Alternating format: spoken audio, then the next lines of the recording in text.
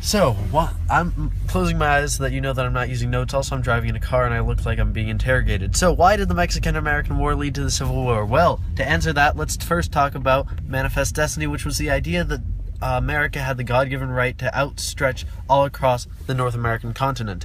So, because of that, they outstretched over into northern Mexico, taking them over, made official in the Treaty of Guadalupe Hidalgo.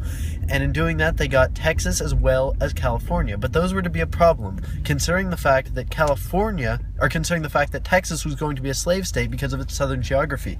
Now, that upset many Northerners who wanted freedom instead of slavery, but James K. Polk swooped on in and he fixed that by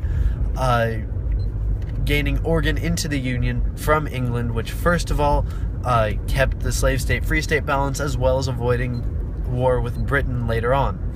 Now, California was to be a problem because it was bisected by the 3630 line, which meant that it wasn't sure whether it should be free or slave, which was fixed when the Free Soilers decided that it was to be free. However, in return for this, and before I move on, I'm going to say that now anything that occurs as a domino effect, because California is a free state, is going to lead to disunion, and also all of that's going to be either directly or indirectly related to the Mexican-American War, since California's secession, or California being added to the Union, was a direct result of the Mexican-American War. So as a result of it becoming free, Henry Clay, which represented the South, said that no, we want something too, which showed that the South did not want more free states in the Union. So he enacted the Compromise of 1850, which had two parts. The first being popular sovereignty in Utah as well as New Mexico. And that upset the Northerners because they didn't want new states that were to be decided by their population to be free or slave. And since both Utah and New Mexico are below the 3630 line, they would likely become slave states anyway. And the second part of the Compromise of 1850 was the Fugitive Slave Law, which scared the Northerners because they hated that law. It made them forced them into a really, really awkward position. Not even awkward, but also morally terrifying for them.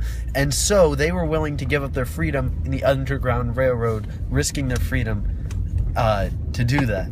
Now finally, or to try to rebel against the Fugitive Slave Law. Now finally, there was Stephen Douglas, who began to make railroads, which were going through Kansas and Nebraska. He needed those to become states. And in order to do that, popular sovereignty was put in place in those two states in the Kansas-Nebraska Act, which allowed those to join the Union and be popular sovereignty states. They would become states with popular sovereignty.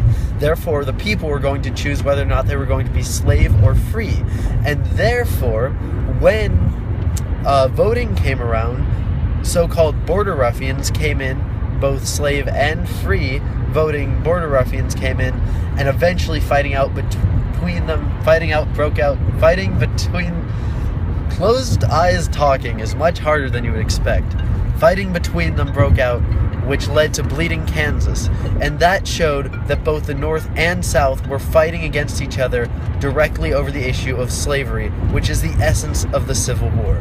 And that is how all of the events, and by the way, the railroads were put into place because now they had an entire union that Stephen Douglas wanted to unify.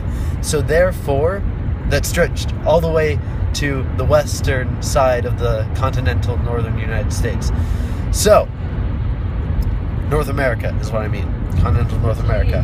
So, Mom, I'm doing a presentation with my eyes closed. Let me finish.